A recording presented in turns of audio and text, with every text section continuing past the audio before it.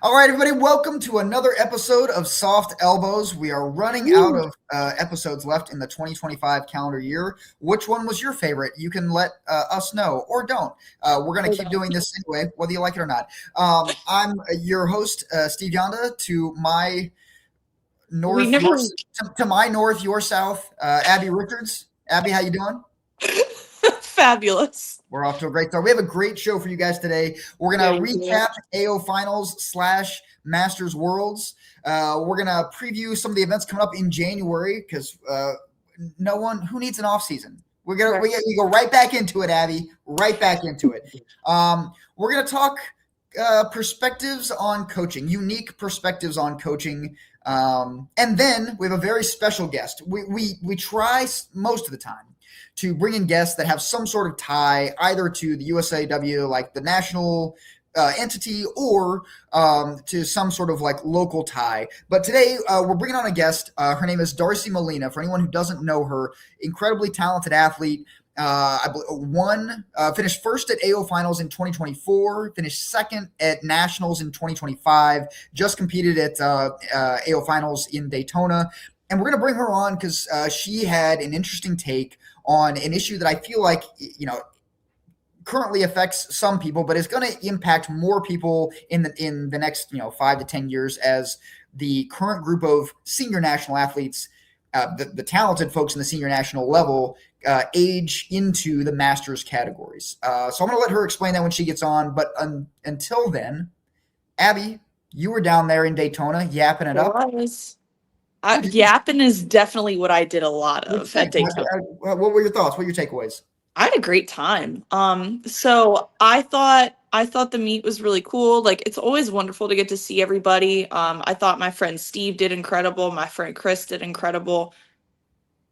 Who are you looking for? Yeah, you, Steve. Also, I like how you're wearing. Is that Travis Kelsey? Yeah, you're wearing Kelsey. I'm wearing Taylor merch right now. Look at us, synced up. Um, our respective fan bases. Anyway, I thought Daytona was pretty sweet. Daytona itself is definitely not my favorite place we've ever had a national event. I don't care to really go back. um, but the event itself was really cool. I had a lot of fun commentating. I'm fun commentating for a lot of our DMV friends, and watching everybody do well. It's cool to get messages from people and say, "Hey, I heard you did my live stream. My family really appreciated that. You hyped me up. Thank you for that." And like, I love being able to do that for you guys. So, thankful to JP and Pedro who allowed me to be on the microphone to be able to give you that. So hopefully we'll be able to continue in the future. That being said, my one, I think, gripe with the event itself was Just um, one. I've just been told. one. You've been Um, told. I think 5 platforms is just too much. I think it's too many. Okay, Um, so hold on. I want to hear why. yeah. Just to be clear, in a 6 month time span, because the conversation we had after nationals was they aren't using enough platforms. We got to get more platforms to get this done in short amount of time. More. We don't have lifters on Sundays, and now we're like, well, I mean, 3 wasn't No, enough, but 5 is too many. just from a logistical standpoint. To be fair, that was your take, Steve. That was your take. Yeah, you definitely didn't agree at all. I remember that. Just me. um, well, it's just from a logistical standpoint, like it made sense. It makes sense from a standpoint of fitting as many people as possible over a certain day span, and maximizing participants. What it doesn't do great for is equipment, and that's tough. Like you saw, we have a gentleman by the name of Scott who comes, two Scots actually. There's two Scots that do technical stuff. We have Scott Gonzalez and then Scott Kronk. Yeah. Scott Kronk is more behind the scenes. Most people probably don't know him. He is one of the main people that helps out with the live stream. And Scott was really stressed the first morning that I was commentating because the live stream equipment was not cooperating. And I think one of the first full sessions just did not get live streamed because the equipment was just down. And I was kind of talking to him about it, and he was like, "Yeah, it's too much. I'm stretched really thin. Like it's tough." And I think what's tough about having a 5 platform meet is it does stretch your resources. And I don't know if it's always worth it to maximize participation like that, for the sake of, if we can't deliver on quality. And so I thought 5 platforms was just too many. I thought that was a really good example of kind of, the cons of having so much going on. And I would kind of like to see how you saw response to that moving forward, and what they do with it. Yeah, I guess maybe I wasn't paying close enough attention. I personally didn't notice a drop off in the Mhm. quality of production. I Mainly the live stream, I think. and Because yeah, again, that entire session didn't get streamed. I got a lot of complaints from teammates and others about it was crashing, it was lagging. There were times where volume cuts in and out. So like that was mostly the complaints I'm talking about. yeah, and the live stream thing I think can be fixed independently of the number of platforms, the number of Mhm. competitors. Uh, I mean, I was there, so I wasn't watching the live stream, but I did Right. hear that people were upset that like they purchased the live stream to watch a particular lifter or a particular session, and then they just didn't have that option. Mhm. That seems to me easy for me to say. I'm not a tech guy. I'm not Sure. trained for any of this, but like that would seem to me, the uneducated among us, to be an easy fix. It's 2025. There's got to be a way that if you purchase the live stream, that you can guarantee that you will see the blue platform, the stripes platform, the whatever session. I know from my session in particular, I was on Thursday night, I was on the blue platform, and it was very kind. A ton of people showed up to watch me lift, and I assume purchased the live stream to watch me lift, and then they were kind enough to stay until Hampton Morris lifted and continued their support. They didn't just abandon it after the marquee attraction was done. We're not finally. I had to keep going with the joke until I finally got a laugh. Hopefully somebody else out there thought this was funny. Or we'll just Sorry, cut it. I'm It's there's fine. not a Anyway, thought behind these eyes. Lights are on, nobody's home. the more serious point I'm trying to make is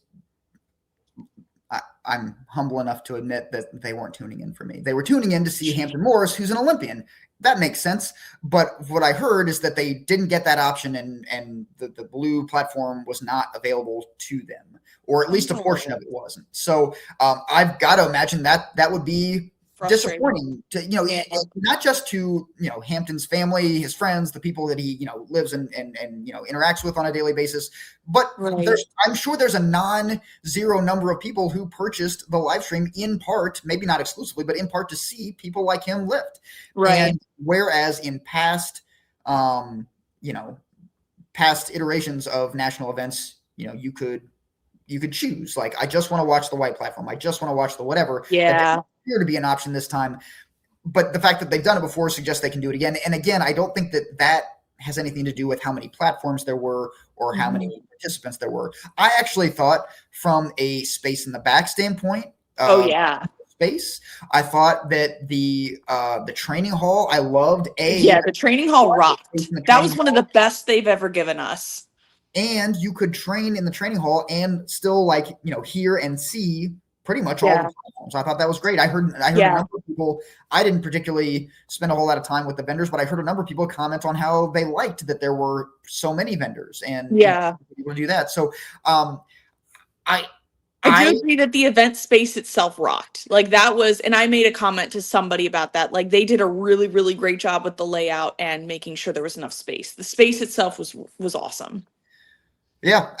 So I I was actually talking about this with somebody today. I don't mind. I feel like, I'm sure maybe USAW would disagree with this to a degree. Mhm. I feel like, on some level, events like AO Series 1, AO Series 2, and AO Finals, I refuse to Yeah, sell no, that. we're not calling it the sponsored name I here. feel like, to a degree, this is a money grab on the part of USA weightlifting. And I'm okay Absolutely a with that. cash grab. I'm Yeah. okay with that because them doing that enables the HQ to do things like help pay for athletes on international competitions. Like, I'm okay with spending $20 extra on an entry fee to a competition if it means that like so and so who works incredibly hard and has attained a level of excellence that makes lifters in the United States proud, it grows the sport, it gets people interested. I'm okay with paying $20 extra at AO finals if it helps pay for somebody else's trip to Malaysia or Prague or wherever they're holding some international event.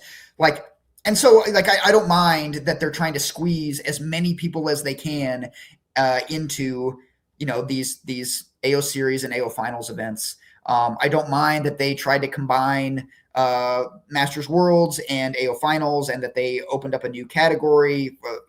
The Masters 30 to 34. Like, all that's fine with me, because I trust that the money is going to be spent in a place that I'm okay with it being spent. And sure. That's and that's a fair take. It's a fair take. I mentioned this to Steve too. I was talking to JP Nicoletta. He and I commentated a couple sessions together. We had a good time.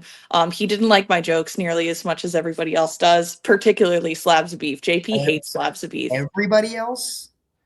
I feel like there might be at least one person on Team JP here. Anyway, don't burst my bubble, Steve. Okay, I'm hilarious and everyone knows it.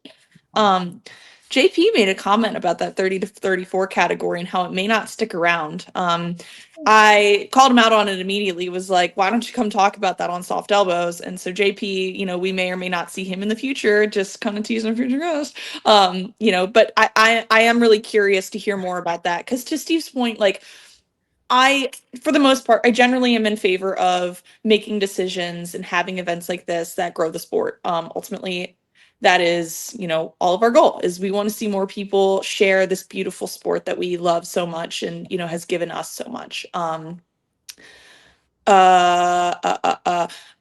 I'm like, generally in favor of that 30 to 34 category, as well. And to Steve's point too, if, all of this money that is in this cash, somebody else agrees. You. Yeah, but anyway, and if it's funding Team USA, then great. And we can only trust that the national office is, utilizing those funds properly. So trusting the system here. Before we move on from AO finals, a couple of people I want to give a shout out to, and then by all means give a shout out to whoever you like. Sure. One, John Gilliland won the Masters Triple Crown, which that's cool. As someone who is trying to compete now as a Masters, that takes way more energy than I have. So good for him. I mean, that guy works very hard. For anyone who's not aware, the Triple Crown, correct me if I'm wrong, Abby, you have to, in the same calendar year, win Masters Nationals for your age group and weight class, and then AO finals, and then one of the series. You don't have to go to both. You have to win both, but you've got to either win for your age group, weight class, whatever. Yeah, I think that's correct. AO1, the Arnold, or AO2, which in recent years has been important. So I don't think I know John Gilliland. Are you talking about Mr. Kelly Nichols? I am. I'm referring to Mr. All right. See, I know Mr. Kelly Nichols. I don't know John Gilliland. Yeah, anyway. The other two people I want to give a shout out to, one was Sarah Tyler, friend of the show. Yes. Not only was she coaching all weekend, she also competed herself on Friday night. Not a girl. I think her session started at 8 or 8. Yeah, I had her session. She had that late session. Yeah, that was rough. I don't know what that. Yikes. But in addition to coaching the entire weekend, she also finished third in Masters Worlds, which is an awesome, incredible. And the fact that she had the bandwidth to focus, and kind of toggle back and forth between being an athlete, being a coach, and everything in between, very impressive. And then a lifter who used to lift locally in our WSO, but now I believe has moved to New York, Amanda Williams. Yes. Oh, that was so cool. Loved the energy that she had. She was fucking excited to be there. She lifted well. She I believe, if I remember correctly, missed her first 2 clean and jerks and then made her third. That alone takes a whole lot of mental fortitude. But it was a ballsy jerk too. Like, she had the clean every single time, and then that third jerk, like, she got really deep into that split. It was ballsy. I loved it. And did all of it with just like a So great attitude, which I yeah, know maybe it comes off as cheesy, but like it's just so refreshing. Like, yeah, and as someone who sometimes takes himself too seriously, particularly on a lifting platform, it's awesome to see someone who's like clearly invested in the sport, but also just like having a fucking blast. And yeah, it's so clear agreed. that they're having a blast. Like, it was great. Anybody in Yeah. particular you want to give a shout out to? Yes, both of my teammates. Abby Johansson, she competed at Tough Temple this year to get a qualifying total for this meet. She had a bright and early session on Saturday. This was her first big one. She did the Masters Worlds competition, and she did great. She went 5 for 6. Her lifts looked awesome. She looked awesome. I know she was pretty stressed, and then she was also cutting weight for this. So I always I want to applaud anybody who can cut weight, at their first national meet, go out and put a great performance together, lift really well, and not succumb to the nerves. And she did just that. So great job to Abby. And then my other teammate Andres lifted on Sunday. Also in the Masters Worlds competition, in the 94s, the 30 to 34 category. He didn't have the day that he wanted, but I still think that he, put together a really solid performance to springboard off of into next year. I know he has some big goals, and he's eyeing a 300 kilo total at some point in 2026. So I'm really, really excited to see how he does. But he's one of those people, and his girlfriend Valentina just competed for her first time at the Just Strong Open. They show up to training all the time, like consistently with a smile on their face. They say hello to everyone. They say goodbye to everyone. They're hugging everybody. They're cheering for everybody. Like they're just really good citizens of the sport. And so, really proud of them and everything that they've done. So excited to see what they do next. One last thing before we move off of AO Finals / Masters Worlds. I want to give a shout out to somebody who didn't compete but had a very busy weekend. Mike Choi is always Like, running a million miles yeah. an hour at these national events. He was essentially in charge of running Masters Worlds and making sure that everything went off okay with national athletes that were in town for that event, Mhm. while running in concert with finals. So I love how invested he is in making and trying to get everybody to have the best experience possible, no matter what, local meet, regional meet, national meet, Agreed. international meet. Like he's always doing everything he can. I think it's awesome. Yeah. Before our special guest comes on, I want to highlight a couple of things coming up in January. Uh-huh. We have the Baltimore Open, January 24th and 25th. For anyone looking for a local meet to do, that is always a good, solid meet to get your year started off right, whether you're trying to qualify for something or if you're just Yeah. looking for a train through meet, trying to get something interesting to keep the winter doldrums at bay. It's a good meet. And then if you maybe say, well, but Steve, Abby, the 24th, 25th doesn't work for me. No problem. We got solutions. The very next weekend, January 31st, we've got the RVA Open down in Richmond. That will be a traditional weightlifting meet, everything you guys are probably accustomed to. If you're looking for an alternative to a regular weightlifting meet, maybe a little bit more, a little bit less formal, that same weekend, January 31st, we have the Ladder Lifting Challenge Mhm.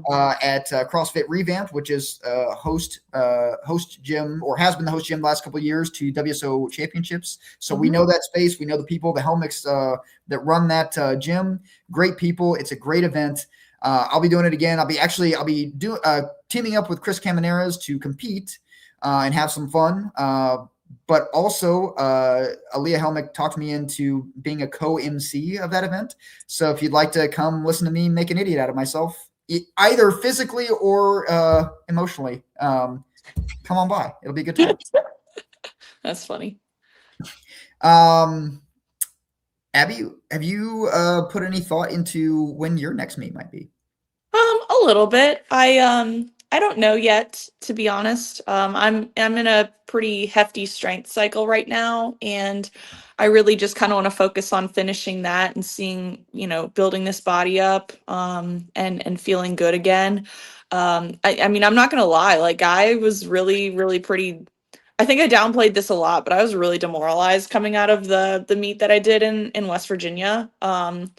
And I've been facing kind of a lot of imposter syndrome and a lot of thoughts of like, oh my God, like, am I ever going to get back to where I was? And so that's been kind of tough. And so I have kind of just wanted to, keep my head down, build my body again with the strength cycle that my coach has me doing, continue to tweak technique, continue to make sure that what happened in West Virginia does not happen again, that kind of all that good stuff.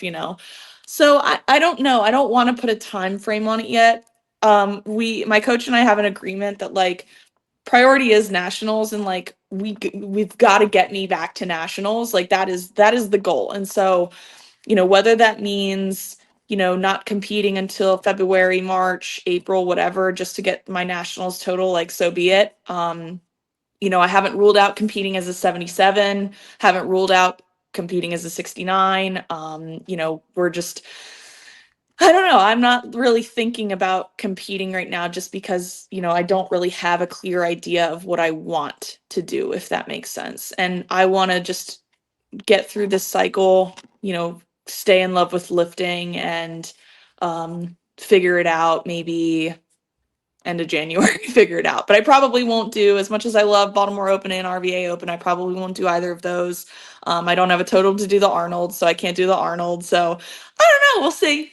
I can be peer pressured into something probably in March.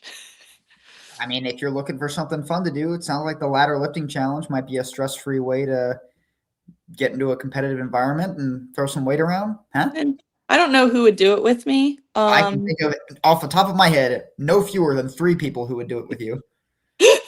Name them, name drop them. Carly DeRose, Okay. Vic Freeze. I think I'll bet you could talk Emma into coming up and doing it. Okay. Emma We'll Hoffman. see.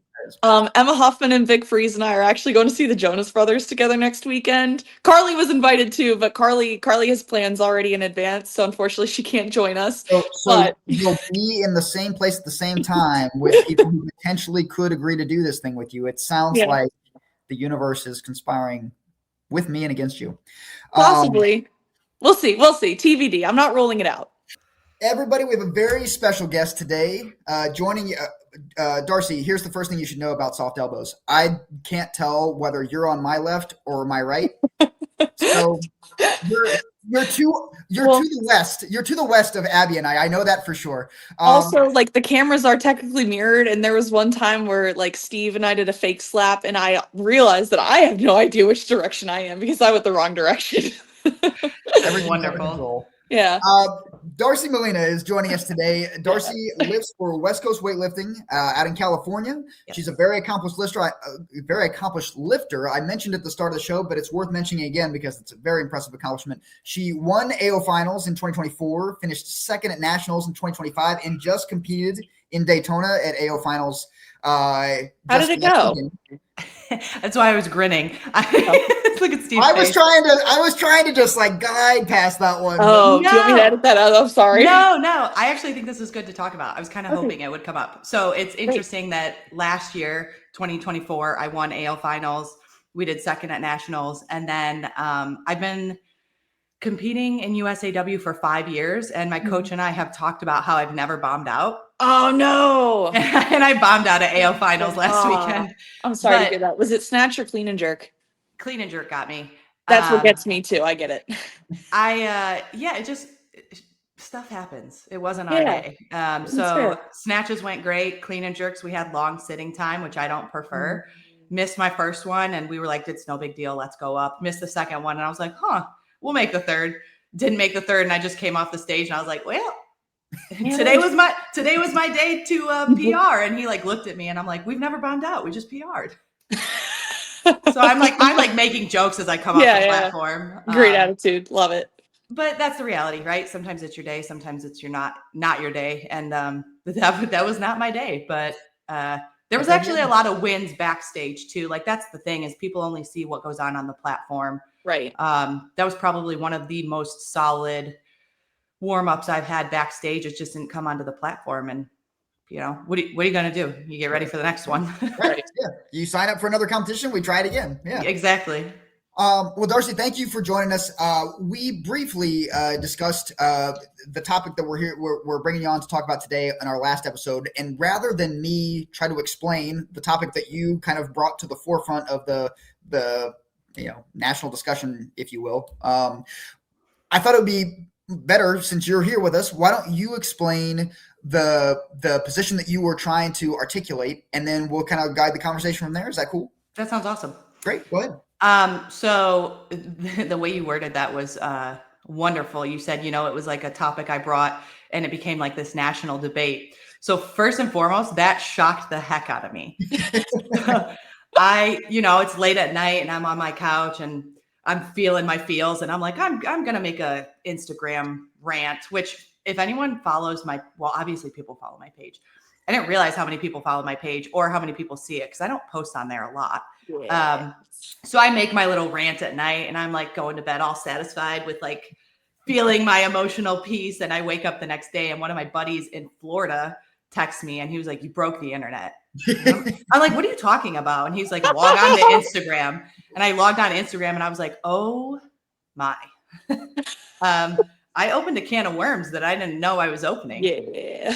So I was surprised at how many people saw it, first of all. And I was also surprised at how many people wanted to say something about it. So if anyone didn't see my post, in summary, I was talking about high level athletes, specifically like international level or Olympic level athletes coming and competing at national level events, and also talking about those athletes double dipping in the Masters Federation. And I think I learned a lot through this whole experience. One of the things I learned is that I don't speak very well. So in that initial post, there was a lot of confusion, which is interesting because I didn't realize that until I was at AO finals and I spoke with someone who was challenging my thoughts and helped me see the way it was presented versus the way I heard it in my head. Right. So in my head, it made perfect sense. I'm like, I'm talking about international level athletes, Olympic level athletes competing at a national stage. I'm also talking about them competing in the Masters Federation. And people weren't sure if I was talking about both, one, the other. So to be clear, I was talking about both. And also to be clear, these are my opinions, which I think a lot of people at the end of the day forget. And they get heated, and that's okay, right? Because it means you also have an opinion, which is actually a wonderful thing, whether it's the same as mine or not. But my opinions on it are that I think the Federation has a gap where high level athletes, let me go back. Typically, you start at local level meets, right? You qualify for a national level meet. You go compete at the national level for a while. You may qualify and get selected for international level, right? So this whole time of your career, you're climbing up and up and up and up. And there's brackets for that. But there is no system to monitor the reverse, right? Like you have to hit a marker to climb to the next level, but there's no barrier for people dropping back down. So my sentiments are that once you've kind of reached the next bracket, I don't think it's right, ethically, morally, call it whatever you want, to drop back down to a bracket that you were previously in, whether that is from international to national, national to local, or we could talk about the double dipping, right? I just don't like the idea of athletes being extremely competitive in USAW at an international level and then also competing in a Masters Federation. It's just something that rubs me wrong. I don't really know why. That's a question somebody asked me. They were like, "Why does that bother you?" And it's still something I'm kind of reflecting on. But those are my sentiments on it. And that sparked a lot of chatter. Well, and I want to get into the chatter portion, but before we do that, I want to try to dig a little bit deeper into kind of like the origin of all of this. And I think it sounds like the person that you spoke with at AO Finals may have asked a version of the question one of the questions I want to ask, which is, all of us, we all have Instagram accounts, we all have social media, and with that, we can we could pop on and talk about whatever topic. And you chose to talk about this specific thing. So I was curious if there had been anything that you had experienced or anything that had happened that made this be an issue that you wanted to kind of like publicly share your thoughts on. Yeah. And I like this question because of the fact it made me reflect. So some of the people that reached out didn't share the same opinion as me, right? They were talking about that they felt it was an honor, it was exciting, it was motivating to share a platform with these high-level athletes. And it was in that moment I was speaking with one of these women, and I said to her, I said, you know, I used to feel that way. And she asked me, like, well, how did you go from feeling that way to feeling the way that you feel now? And I wasn't sure how to say it delicately, and I'm still not sure how to say it without offending some people, and I'm sure that it will. But I think the best way it was presented to me was someone shared a quote with me that says, some people run marathons and some people race them. And there is a difference. So at one point in my career, I was running the marathon, right? I was weightlifting because it was fun and it was thrilling. And there was really maybe no expectation, certainly not a major goal. And then as I started climbing, I started to see like, wow, it's possible that I could shoot for a spot on Team USA. And once that became the goal, I think the vision narrowed and I was no longer running the marathon, I was racing it. So it was almost like my viewpoint and my position changed. And all of a sudden I wasn't doing it just for fun. It's still fun. I still enjoy it, right? Otherwise, what the heck are we all doing? Sure. But it became about fighting for one of those very, very limited and valuable spots. And there's been a lot of changes in USAW over the last year or so with weight class changes and qualifying total changes. And I would say those changes definitely made it harder for everyone. They definitely made it harder for me coming into this late in the game. I mean, I'm going on 34 in 2 months here. I didn't start until I was 28. So whoops on my part, but still enjoying the ride for what it is. But I would say that once I realized that Team USA might not be in the cards for me, I asked myself like, okay, well, if that was the main goal, what are some of my other goals? And I definitely adjusted my expectations and thought to myself, well, if I can't make Team USA, maybe I can dominate like at a national level. I can make it a point to always make the podium, or I always, when I was coming up, you know, in 2020, 2021, new to the sport, I thought it was really cool to see the same names win nationals and then AO finals. So I was like, I want to make that one of my goals. Maybe I can, you know, win first place at both in a single year. So I had to adjust my expectations. And then it was a big bummer right when I adjusted my expectations is about the time that we kind of saw this shift where all these international level athletes were coming to the national stages. And it was like, dang, that just took the wind out of those sails too. So it's just been interesting. And then the other thing too is, again, I'm 34, so I could compete in the Masters. I have quite a few members at my gym that compete in Masters. But something about it just doesn't feel in alignment with me to compete in USAW and be very highly competitive in the Open, and then also go compete in the Masters Federation. There's something about that double dipping that just rubs me the wrong way. And it sounds like, you know, you're still trying to sort through why that. I'm not trying to put words in your mouth. It sounds to me like you're still trying to sort through why exactly that is. In the it's been 2 or 3 weeks now since you made the Instagram story. Have you, like, what progress have you made in trying to get to the bottom of why it is that just doesn't kind of jive with what you want to do? What progress have we made? Honestly, little to none. I think a lot of times there's two sides to a strong feeling or a strong opinion, one of them being logical and one of them being emotional. And I think I'm very much on my emotional side right now. Sure. And sometimes there is no logic to that. It's just like this gut feeling that you have.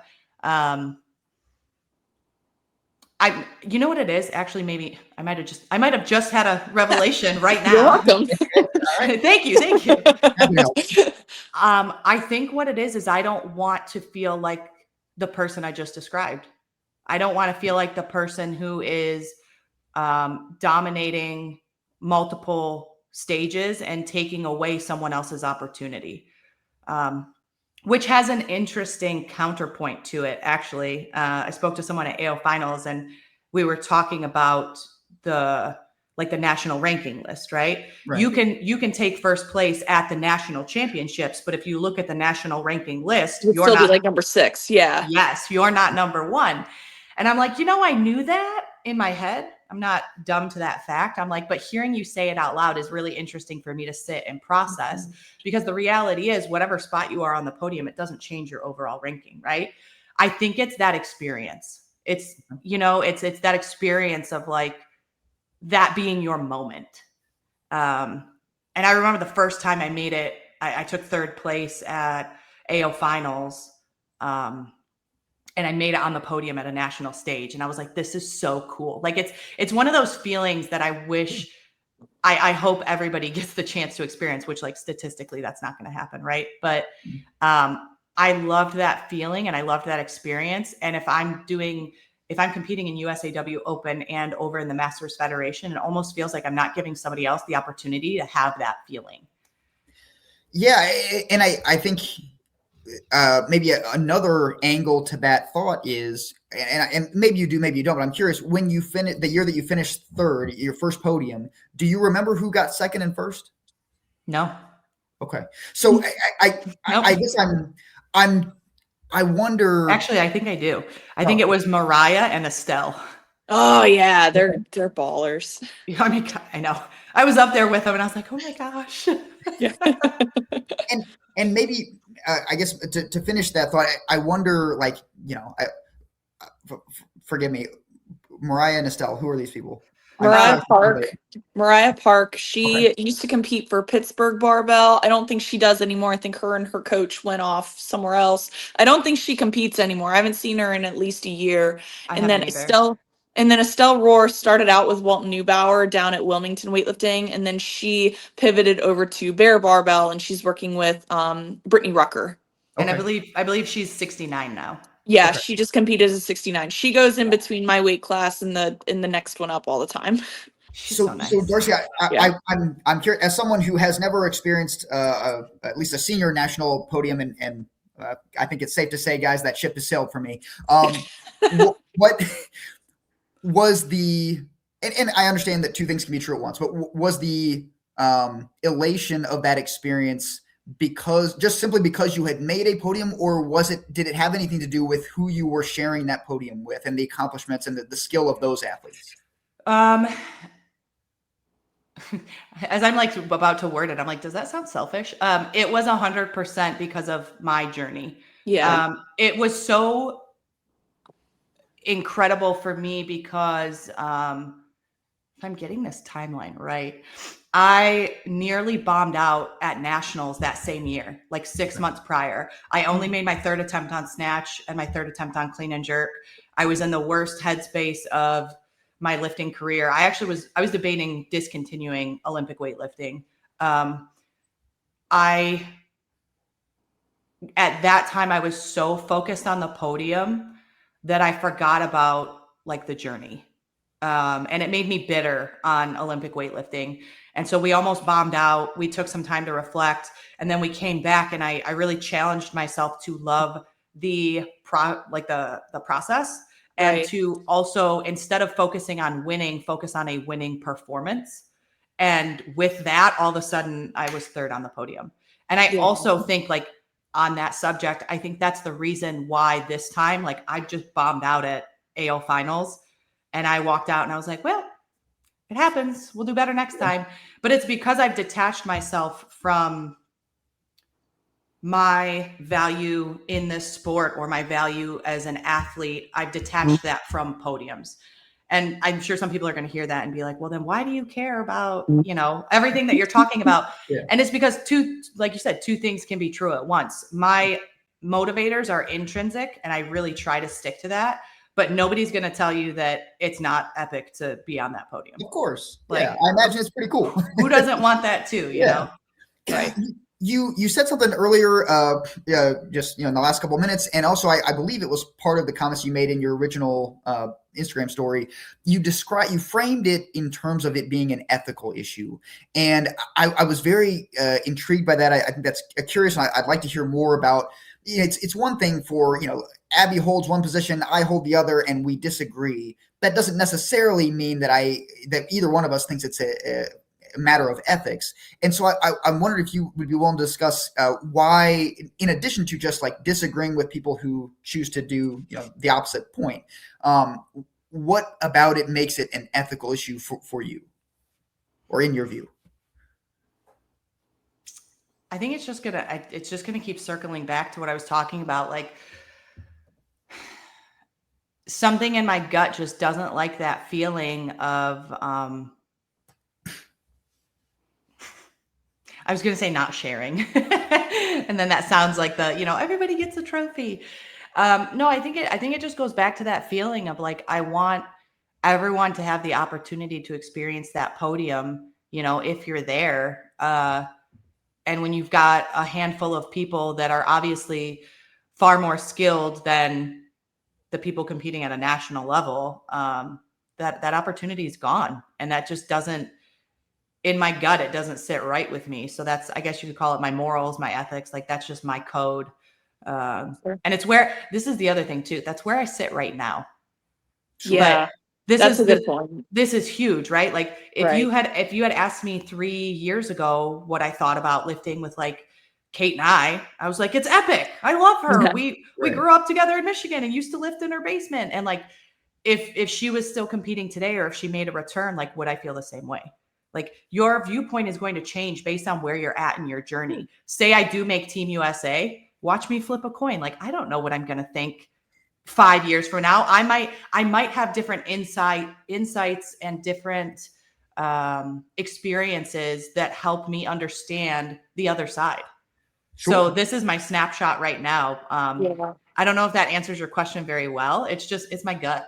No, that's okay. And it's good news for us, because at the end of this, we're going to schedule another interview 5 years from now. And we're going to talk about this exact same topic, because I'm sure soft elbows will still be around.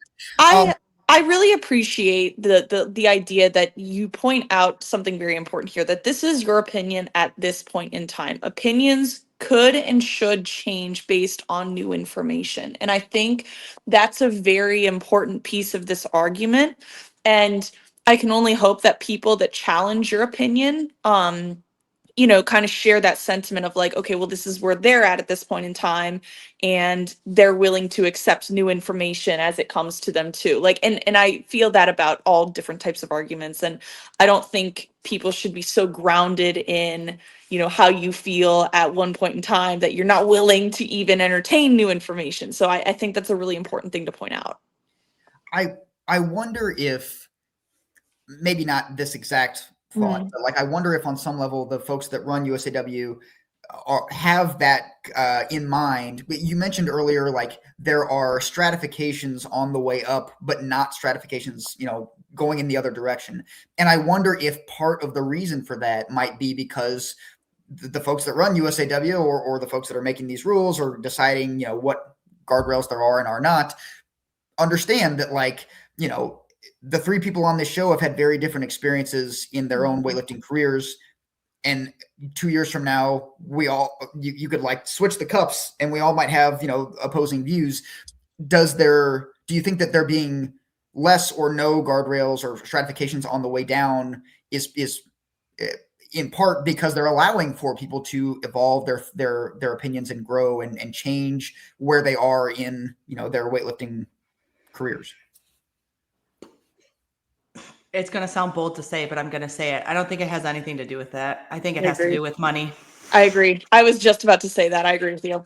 I think it has to do with money. I think that they make more money when people are double registering for things. One of the people who did disagree with my opinion, her sentiments on it were that they were inviting the international level athletes to come to AO finals and to come to the Masters Worlds because it was good for the growth of the sport. Having those high level athletes would attract more ticket sales, and it could help get more people to want to register and compete as well. I don't know the statistics on if that was effective or not. I will say that by my session, which was 8 p.m., there was nobody working the registration booth. So I had 14 family members come and get in for free. So Perfect. if you're in it for That's the money, great. keep your ticket sales going. But I don't know what their intentions are, right? Like I can't speak to that from my viewpoint. I think it's about money, which isn't, let's be serious. We need money for a federation. That's not a wrong thing to be seeking how to create funds. I just disagree with the way that they did it. One of the things actually that I talked about, again, with, I don't like name dropping, so I'm being generic. Somebody else that I was talking to who had a more neutral, maybe slightly opposing viewpoint. He was talking about, he had questioned me. He was like, well, what would it look like if you could be inclusive? Like, what does that look like to you? And I told him I would have these athletes coming and competing, but maybe not for podium spots. Like their scores should still count towards that international level, but they're not taking podiums at the national level. And then the question came of, like, I mentioned doing an exhibition, kind of like they do the Rogue stage at the Arnold. And his viewpoint was like, well, if you're doing them all at the end of the day, that doesn't necessarily help with ticket sales throughout the day. And he was saying like that they had seen more butts and seats at this comp this past weekend than they've ever seen. So having them sprinkled throughout the day was beneficial. And so I told him, I'm like, again, just they can compete and maybe like forego the podium spot. My grand idea of what feels right, you know. But it was interesting because even just people challenging my thoughts of, well, let's do an exhibition. It's like, well, these are the flaws with that. And then it caused me to have to try and formulate a new idea. Sure. So it's actually been very fun going back and forth with people. Yeah. The only thing I want to challenge, I guess, about that is the Arnold with the Rogue stage. Those scores do actually end up counting for podium spaces because that was my first national medal was the Arnold. And both of the two girls that placed ahead of me came from the Rogue stage. So while I won my session in my discipline, you know, they were both ahead of me from the Rogue stage. So, you know, I think it's somewhat of a fair comparison, but at the same time, you know, kind of still a little bit different, a little nuanced. Yeah, apples and oranges. Right. One of the, it sounds weird to say, like, one of the concerns I have to a thing that is not being like, like no one is discussing this on the national, like they're not actually considering making a change, but a concern that I have about this thing that we've created is I worry that we are inserting arbitrariness into a situation that doesn't require it. And I worry about the mess that arbitrary rules can cause. And what I mean by that is... Thank you. I was about to ask you.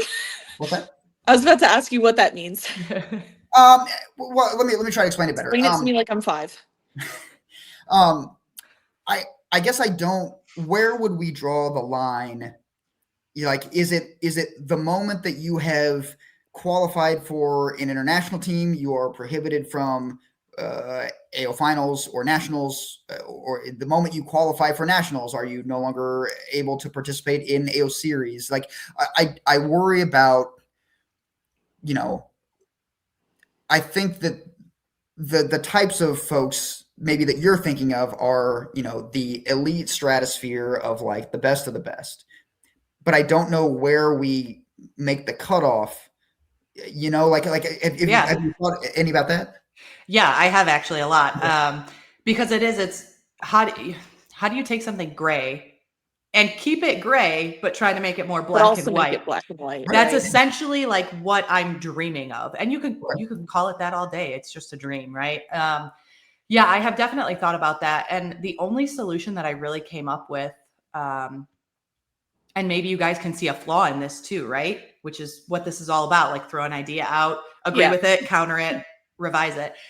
The only thing I could think of really was like, we have totals that help you climb, and maybe they could have totals that prevent you from like descending. So if your total is higher than, obviously it would be a far above like the qualifying totals to make it to that stage. But like, if you're constantly hitting above the A standard or something, then it's like, okay, well, you can come compete, but you're not in contention for placement at the national level. Something like that, because it's what you have to do ultimately is take something subjective and find a way to make it objective. Right. Yeah. And even then, like at the end of the day, we could sit here and spitball 12 different grand ideas and 0 of them will please everyone. Of course. So as much as I'm like, on my little rants right now and my vision of how to make this better, nobody's going to agree with me wholeheartedly. Sure. And then if we were to change it my way, there's there's people that don't agree. We change it my way. There's still going to be people that don't agree. You can never appease the masses. Sure. And I think it's a good conversation piece. It's fun to think about. And it's kind of like how, like I've brought up in the past, how I wish like senior nationals was a true national championship. It's almost like the inverse where it's like, no, I want Olivia to come and to just beat my ass into oblivion in the 69s. Like I want the best person to be the national champion. Like it's almost like the inverse of that, where you want it to be more of a true championship. But again, that's never going to happen ever again since we're doing nationals week with 6 different nationals. Well, and I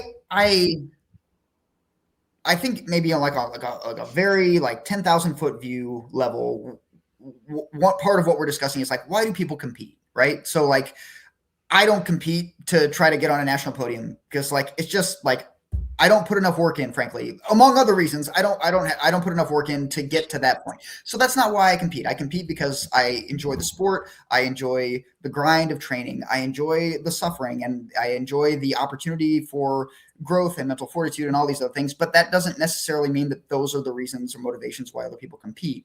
And so I listen to you, and please correct me if I misheard you. Part of the reason why maybe you feel like the this past AO finals didn't go as well as you would have wanted is because you got too locked into the non-fun parts of the sport. And so I again, one of the things I worry about is that we rob the elite level athletes of opportunities to just get back to like this is fun. And like, I want to compete at finals because my friends are competing at finals and I want to go see my friends and hang out and like compete at finals or a local competition or national or whatever the downward, stratification might be. And I don't know, I guess for me, like I try to weigh, like, is it worth taking those opportunities away for the benefit of somebody who's potentially going to get a podium spot? It will now open up. But that person will know that podium spot opened up because frankly, a more caliber, a more talented, better lifter just wasn't eligible to participate. Yeah. I actually love that you brought that up because no one has brought that up yet. And like, I think that's a great point. Like, why can't those high level athletes have meets where they can come and just have fun? Because like, here's the other thing too, the higher you get, and I'm not even at the international level, but the higher you get, the more pressure there is. Yeah. So it's like, gosh dang, like when do these guys just get to come and have some fun? So like, that's a beautiful point that you make. And one that I hadn't considered, quite frankly. Yeah. And I think it goes back to like I said, like, and you touched on that too, is like, maybe you go and compete and you're foregoing the podium, but then like you said, some people are going to look at that and be like, well, I won because it was, given to me, or because Darci Molina wasn't in the field, like seriously, like I mean, maybe you're not at the international level, but you are an incredibly talented athlete. And hypothetically, let's say like you weren't able to compete at some local competition that you otherwise would have wanted to. Like someone's going to be like, man, yeah, I mean, like I got first, second, or third, but like big dog Darci wasn't here. And, otherwise, you know what I'm saying? Like you are that person to some subset of lifters, and that's a credit to you. Which I think I still don't think that. And I think that's why, like, when I opened Instagram the next day, I was like, you're like, oh my God. Wow. What did I do? Yeah.